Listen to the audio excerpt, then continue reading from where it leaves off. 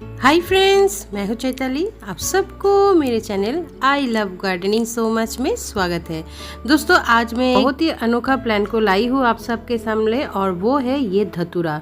तो आज की वीडियो में मैं इस धतूरा फूल के बारे में आप सबको कुछ जानकारी दूंगी, और जानकारी दूंगी कि इस फूल को देवादिदेव महादेव को क्यों पसंद है, और इसका किस तरह से जन्म हुआ है, और इस प्लांट को किस तरह से आप ग्रो कर सकते हैं, और इसके जो बेनिफिट्स है वो क्या है, और इसका हार्मफुल जो साइड है वो क्या है, सब कुछ इस वीडियो में मैं आप सबसे इस धतूरा के प्लांट को लगाने से आपके घर में सुख, संपत्ति, शांति और समृद्धि से भर जाएगी।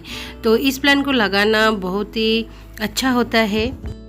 तो दोस्तों, चलिए अब जान लेते हैं इस धतूरा के फूल को क्यों हम शिव जी के ऊपर चढ़ाते हैं, और इस धतूरा की जन्म कहाँ से शुरू हुई। धतूरा की फ्लावर को शिव जी को बहुत पसंद है। आप इसको इस सावन महीने के हर सोमवार चढ़ाइए। सिर्फ सावन के महीने में ही नहीं, आप साल भर इस धतूरा के फूल को शिव जी के ऊपर चढ़ा सकते हैं, तो शिव जी बहुत ही खुश हो जाते हैं।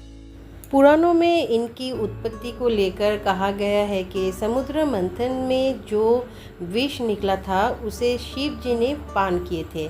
उस विष को पीने के दौरान ही उनके छाती से इस धतूरा फूल की उत्पत्ति हुई थी। अगर आप एक बेलपत्र के साथ इस फूल को चढ़ाते हैं तो शिव जी की जो आशीर्वाद है वो आप प्राप्त कर सकते हैं। पौराणिक कथा के अनुसार असुरों में और देवताओं में एक बार लड़ाई हुई थे, तो तब समुद्र मंथन हुआ था और उसमें विष हुआ था, और वो विष इतना भयानक था कि इस विष की अग्नि से दशों दिशाएं जलने लगी थी। तब भगवान शिव ने इस विष का पान किया था ताकि इस विष की प्रकोप से सबको बचाया जा सके। लेकिन विष तो शिव जी ने पिए लिए थे, लेकिन उसके जो असर था वो अधिक था कि उसके कारण उनके जो गला था वो नीले हो गए थे और वो सेंसलेस हो गए थे। और इस स्थिति को देखकर समग्र देवताओं बहुत ही चिंतित हो गए थे। तब भगवान शिव के सिर से हलाहल की गर्मी को दूर करने के लिए उनके सिर पर धतूरा और भांग रखा गया, जिससे शिव जी के शरीर के विष शांत हो गए। माना जाता है कि तभी से ही इस धतूरा और भांग चढ़ाने की परंपरा चली आ रही है। इसलिए अगर आप दोस्तों घर में शिव जी की पूजा करते हैं तो इस धतूरा की प्लांट को ज़रूर अपने गार्डन में ग्रो कीजिए, क्योंकि शिव जी को ये फूल बहुत ही पसंद है।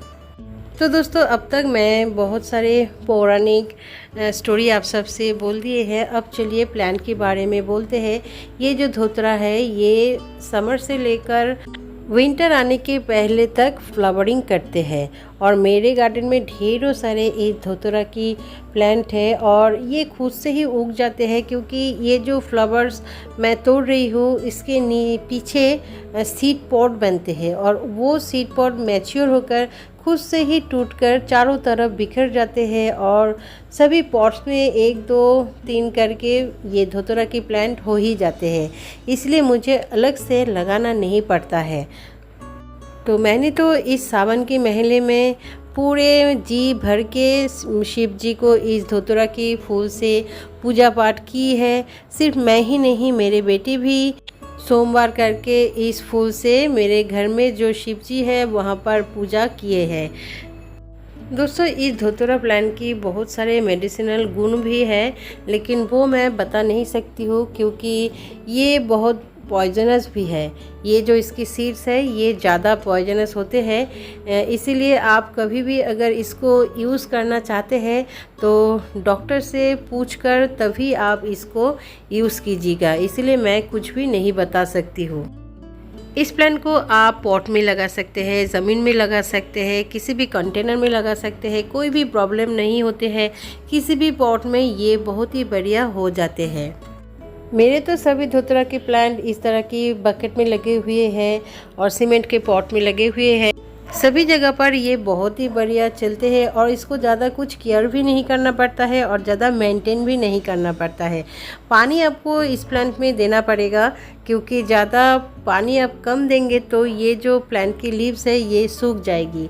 और देखिए दोस्तों, यहाँ से मैंने फूल को उठा ली है और पीछे से ये सीड पॉट बनते हैं और मैंने तो काफ़ी सारे फूल आज उठा ली है। उसके बाद मैं वीडियो कर रही हूँ, इसीलिए ये बर्ड्स अभी लगे हुए हैं।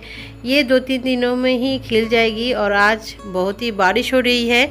तो दोस्तों, बारिश के मौसम में ये फ्लावरिंग बहुत ज़्यादा करते हैं।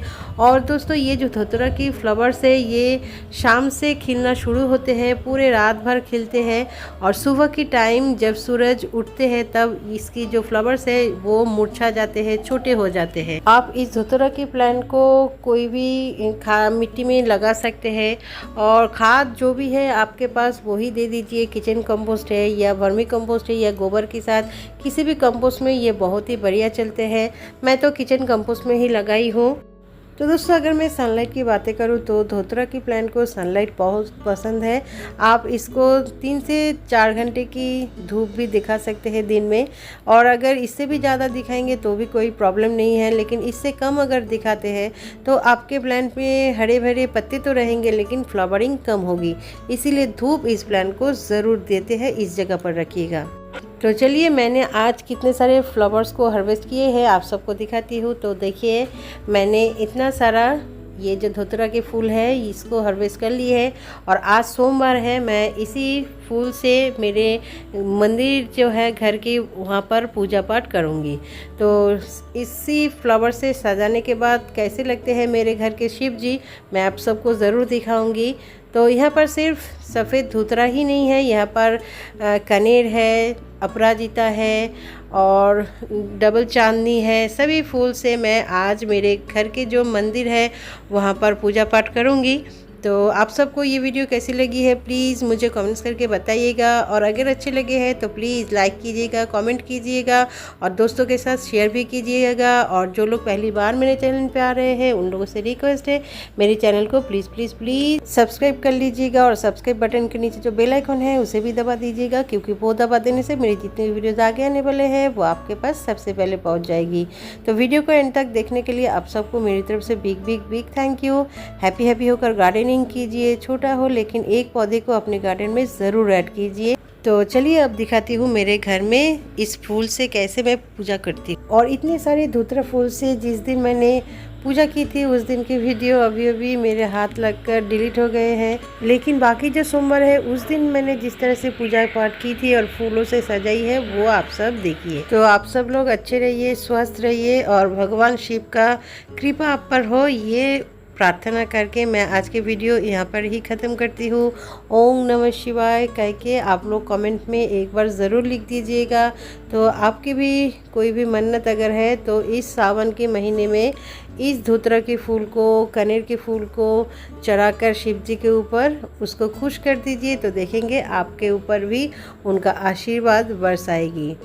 तो हैप्पी गार्डनिंग दोस्तों, फिर मिलेंगे न्यू किसी वीडियो में न्यू किसी टॉपिक के साथ। तब तक के लिए चलते हैं, टाटा बाय बाय।